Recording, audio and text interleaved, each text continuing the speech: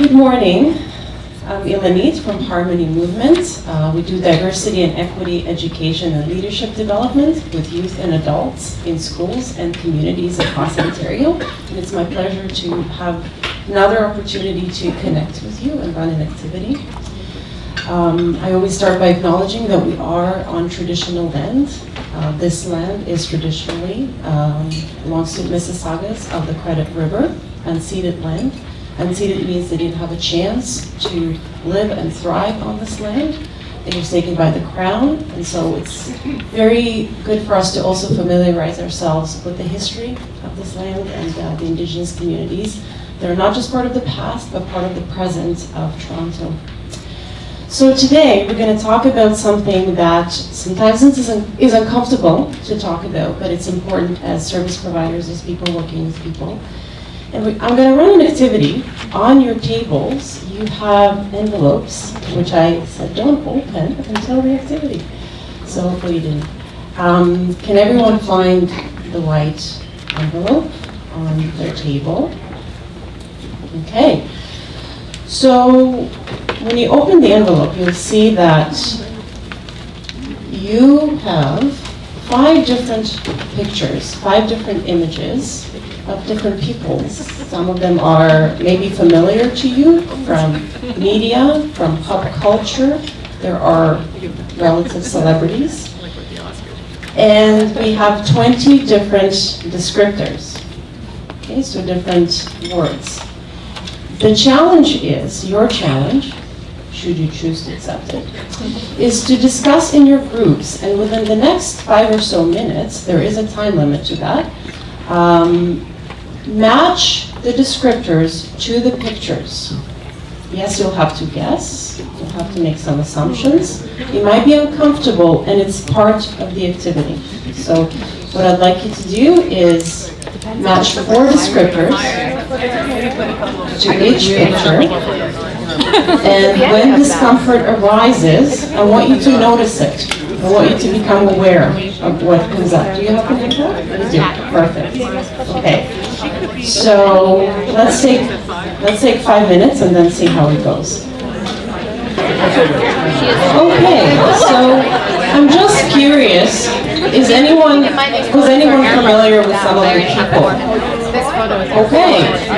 Great. Do you mind if you have a mic near you, say who were you familiar with, and were you familiar? Where are they familiar from?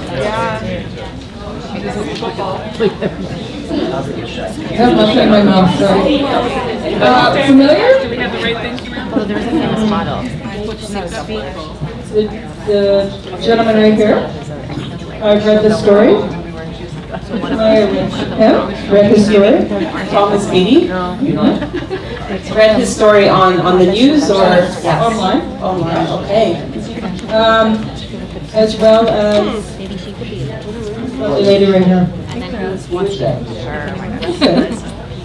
Read her story as well. And then someone new, I learned about her just 2 minutes ago. And some people use Google, just by the way over here. Oh, scammers. I was wondering about that. Who is actually use Google? Look at Deanna, outed you guys. Wow. So I want to make sure we want to see if they're right. We gotta trust them. We'll find out if they are. But if you pay attention to the news, or you read, or you learn about diversity circle, you'll know these individuals.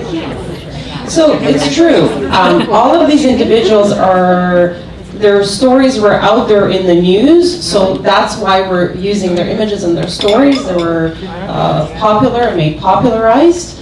So let's do the reveal, okay, and learn together.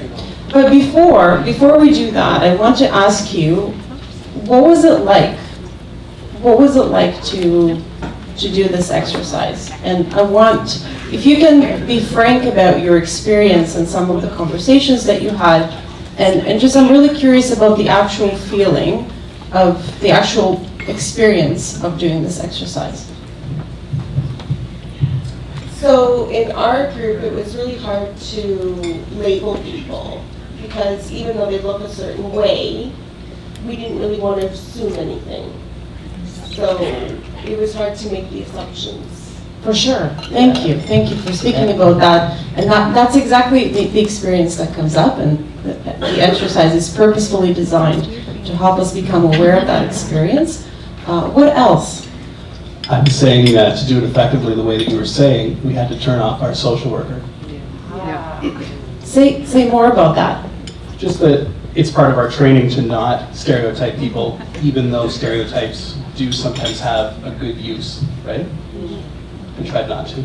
So it's really interesting what you're saying, right? Because it's true, we have that social role, right? And so we're trained not to make assumptions, yet also being aware that this is the experience of people every day, right? But I want to take it even deeper. Are we making assumptions every day? Is there somewhere in our personal or professional lives, what are the ways in which we have to associate terms or adjectives or pieces of information to individuals very quickly and based on limited information? Do we have those experiences throughout the day? Yeah, for sure. We're just not aware of them most of the time. And some familiar faces, so that's nice to see. Hi. Okay, so let's do the reveal and learn together. Ilaneet, you just said one more. Oh, yes. One more. Yes. I felt a bit uncomfortable watching other people putting kind of stereotypical labels on pictures. Thank you for that. And we'll talk a little bit more about the discomfort after we do the reveal. So this is Amy Mullins. Has anyone seen any news stories or images of her?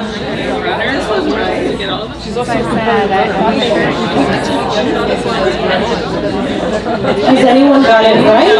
Yeah? Okay. Okay, and you guys too? Okay. We realized that that was the only picture of the legs showing, and we can't assume just because you see the legs that she just hadn't been amputated. So, and it was all right. So in the photo, the legs are prosthetics, and she uses the legs in her modeling, as part of her modeling, an integral part of her modeling career in various ways, right? So, and here she is. So interesting, right? Okay, Nadia Baltz-Weber. Anyone is familiar with her story? She has shared her story publicly. She's written a book. So again, thinking when we see an image like that, what are some assumptions or thoughts or ideas that arise? And if not for us, because we're well trained, we're all, social workers or people in the field, but just being aware of out there in the world, in our culture, right? What stereotypes and assumptions come up. She spoke up publicly about her history of drug addiction, weightlifter, and a pastor. You got that? 3 out of 4, that's not bad. Who else? Did anyone get this right? Yeah, 3. 2? Okay, without Google. That's good. All right. And again, this isn't kind of, the idea is not necessarily, to get it right by guessing, but just again to reflect on the process of matching, what that means, what that evokes in us, right? And what we know about people, because sometimes in the news and the media, some pieces of information get shared, but not everything. So we don't actually get the full story. So some of these individuals, we might know certain pieces based on headlines, but we might not get the full picture of their story, right? So what's interesting about this exercise is that it includes elements that we may or may not know unless we dig a little bit deeper, unless we learn their stories a little bit better. Okay, and here she is at work inspiring people. She's an advocate, she's an activist for human rights, for civil rights in the United States, and again has written a book, so you can definitely Google her. How about Thomas Beattie? So one table was familiar with Thomas Beattie's story. Anyone else? So this, I think, was several years ago, I think, right? Yes. Several years ago, his story made the news. He's transgender. Are people You know what? surprised by Actually, that? I remember. I've seen it. Yes. I've seen him in the news before. And I must admit, again, when I did this exercise for the first time, I didn't get this right. I didn't know, right? I wasn't aware of the history and the story. He does have a t-shirt printing business. Is anyone surprised by that? Okay. So Thomas Beattie's story made the news several years ago because he was the first trans man that was the first, at least as insofar as we know, right? There are many stories that that we don't hear or know about, but he became known as the first trans man to become pregnant. And he was speaking publicly about that, and this became more of a also a human rights issue, trans rights issue, awareness raising. Okay, anyone got some of this? All of them. Okay, interesting. And were you familiar with the story before you were? Okay. Okay. So again, it's helpful to be familiar, right, with some of these stories for sure.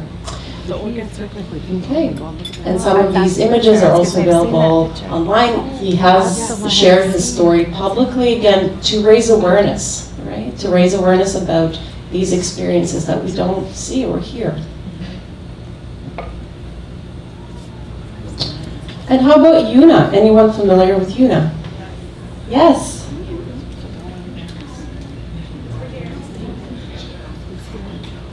Sorry, can we have this table first?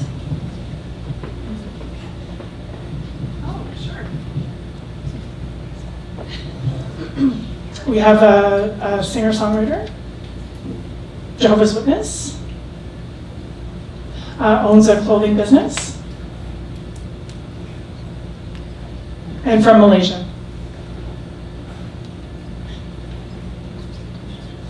I mean, this is, we're just guessing, and we're not sure, but. Totally fine to guess. Thank you for sharing. Thank you. And there was another comment over here. Sorry, you? Yeah, we said she was So, Muslim, okay? Yes, that's correct. And I don't know if anyone has had a chance to hear or check out her songs and check out her songwriting career. She owns a women's clothing boutique and identifies as Muslim. And by the way, the pronunciation is Muslim, not Muslim. Muslim, the soft S, there's softness in the S, as I was told by my fellow colleagues and community members. And here she is, right? So it's also interesting to see how Muslim women are portrayed, but also how Muslim women choose to express their faith and their culture in many different ways. So for example, are we more used to, seeing Muslim women like this when we see women dressed in this way, right? What assumptions might we make, right? So it's interesting. Are we allowing for variation or diverse forms of expression of faith, of culture? Or do we have only one image in our mind that's associated with the word Muslim? It's really interesting to become aware of some of these implicit associations that we have. That's where bias lives. In the stereotypes, yes, but stereotypes are based on implicit associations, right? When we associate certain words with certain ethnicities or certain skin colors, certain human characteristics. How about Michael Sam? Also, he was a little bit more in the news several years ago, right? Anyone is familiar? Anyone likes sports? Okay. He was, Yes, please. went to the Princeton is a school. Missouri, he was drafted to the NFL, and he was accepted initially, but then he became more of a celebrity, and he got too big for his team. So he was out of football, and then he was in the CFL, Canadian Football League, and now I believe he's out of football. So he's a celebrity in his own right, but unfortunately not for football, which he wanted to do his whole life. So the fact that he was gay actually took precedence over his football abilities. He was quite skilled in college, but yeah. Yes, thank you. And I want to reframe that a little bit, right? So what took precedence is the discriminatory attitudes that he's faced, right? So him being himself, just like any other player, right? It's the resistance and the attitudes and the homophobia that he's faced that really pushed him out. And he was also raised as Jehovah's Witness, an interesting part of his history, and was also homeless as a child. Again, it's interesting to learn the full story, the full humanity of people, not just what the media shares, not just the headline, because that's how we remember people, just by that headline, just by one thing, right? But what's the full story? What's the whole story? And I think when we work with people, that's exactly our work, is to find out what's the whole story, not just beyond the label, right? They already come with labels, right? He came out, he spoke publicly about his relationship as well, and he faced tremendous backlash, and because of that, his career suffered. So, what have we learned from this exercise? What are some lessons that we can derive from this process? Can anyone share an insight or something that they think is useful from this process of noticing the discomfort and noticing, yes? That our perception of people is not always what others might see. So we have to try and look at people with all different kinds of light. Absolutely. And yes. Hey, familiar faces. I would just say that I think everybody comes with an unconscious perception towards people, all people. And sorry, can everyone hear? I'm just going to use this. I just wanted to say it's everyone comes looking towards others with an unconscious bias, and then you can let it happen, but then you have to change your thought process. You have to be the one in control of that, and eventually you can change your perspective so it's not the first thing you see. Thank you, beautifully put. So notice that I didn't say how can we eliminate bias, right? You know, knowing about the human brain, a little bit of neuroscience, bias is a natural process that happens, right? So there's physiology behind understanding bias, and it's actually pretty fascinating as well as useful to understand. And so as Melanie said, what we can do is the first step is to become aware of the discomfort, because it's there to teach us something. We're taught in our culture, whenever we're uncomfortable, to push it down, to shut it down, to be uncomfortable with the fact that we're uncomfortable, right? But in fact, when you're feeling discomfort in human interactions, it's a compass. Go in that direction. Don't push it down. Connect with that discomfort. It's there to show you something, to teach you something, right? And so that's what I wanted you to experience and become comfortable with sitting with discomfort, because it's very easy for us to say, I don't want to make assumptions. I don't make assumptions. You know, I don't want to stereotype. But we also need to understand that these are the daily experiences of people, as well as for ourselves and people in the room. We experience that every single day, right? So acknowledging that is very important, right? But here are some steps that we can use. And granted, there's so much more that needs to be said about that, right? I'm just kind of, touching the surface a little bit, right? But if we were to put this in 3 steps, this could be, first, recognize that we all have bias.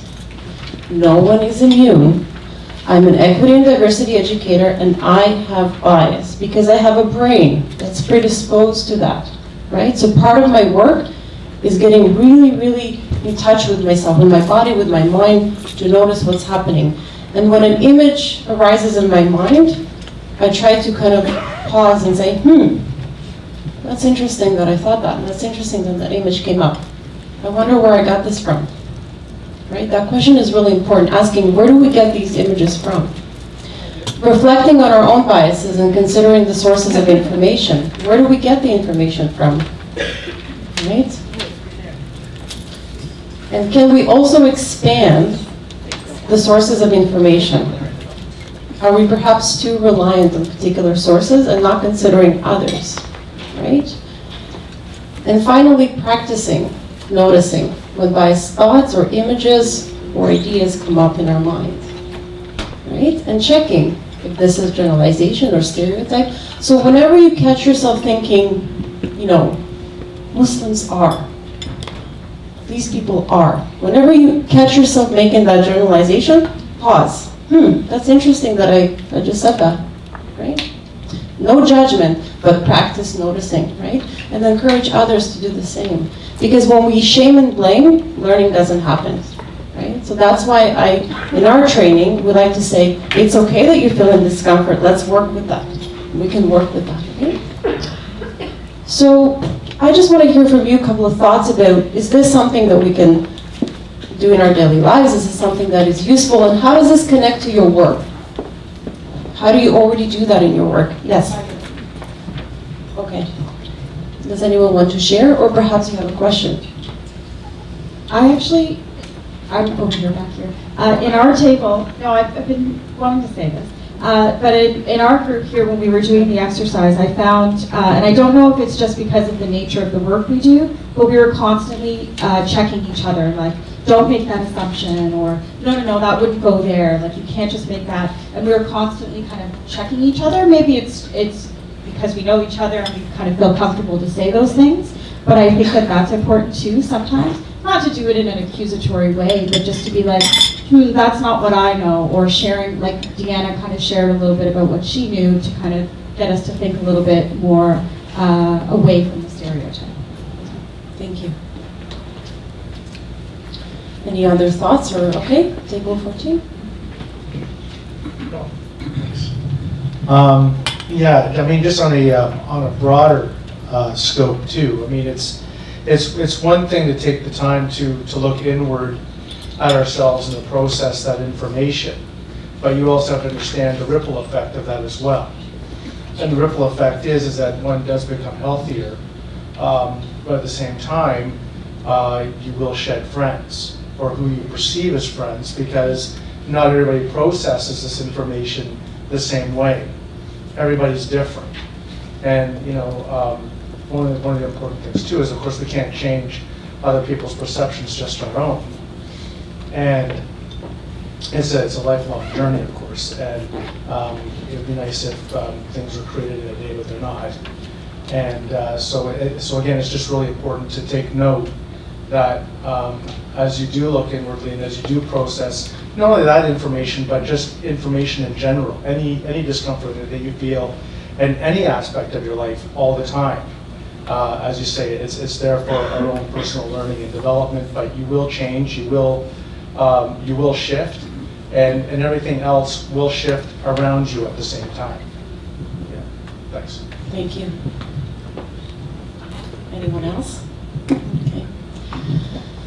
I find it, I've had some experiences where I shifted the lens, and I see the assumptions that people are making about me, and working through that so that people don't know inside what I'm thinking, what I'm feeling. So I'm really cognizant of how I present, especially coming from, a presentation of privilege. And so working on, like, how do I work on letting people know that I'm an ally, even though I present and they have assumptions about me. Thank you. So the final thoughts that I'd like us to leave with are, again, how do biases show up in our work, right? And becoming...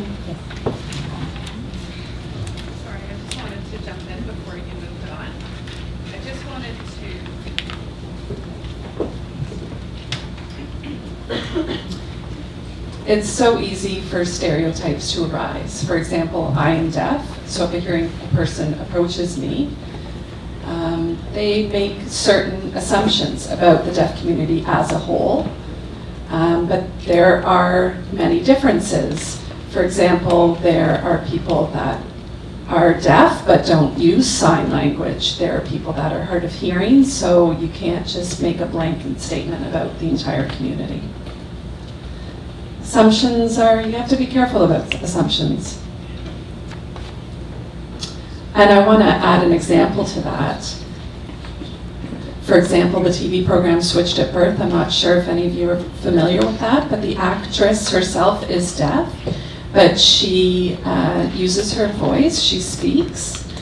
And so sometimes people will approach me, and if I say, oh, I'm deaf, they'll say, oh, you can read lips, just like the actress on Switched at Birth. And I'm thinking, no, I don't. That's not my approach to communication. So there's very firm judgments and assumptions made when people first meet you.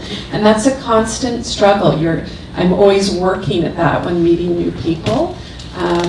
So I think it's important on a daily basis to not be making assumptions based on other people, because you know yourself assumptions you don't like being made on you. The same idea with the developmental delay. You know, we can't make blanket statements or assumptions about the entire community. That also applies to the deaf community. Thank you so much.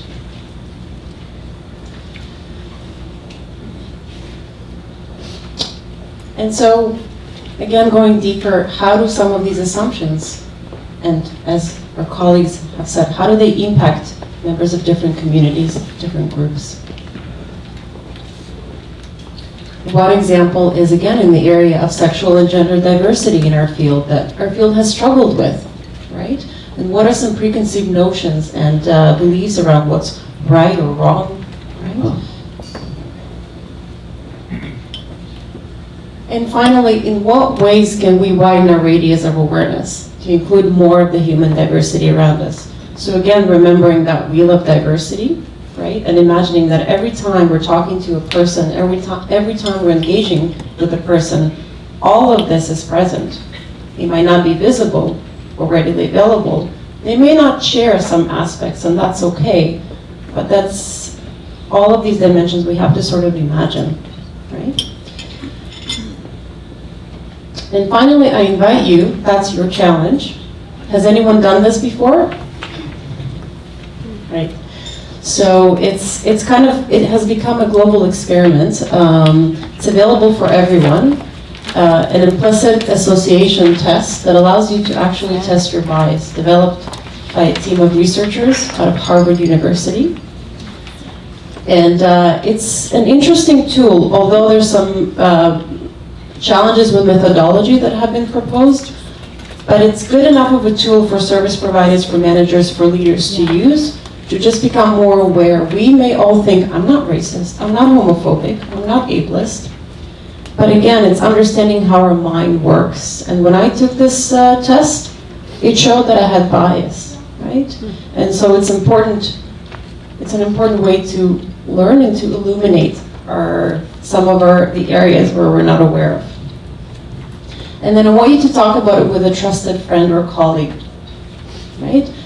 Find a safe space, not someone who will shame you or will tell you not to tell anybody that you have bias, but someone where you can talk and have a conversation that is honest and frank, and thinking, that's really interesting that this bias shows up. Like, I wonder how in my life have I developed it? Where did I get the information? How can I unlearn?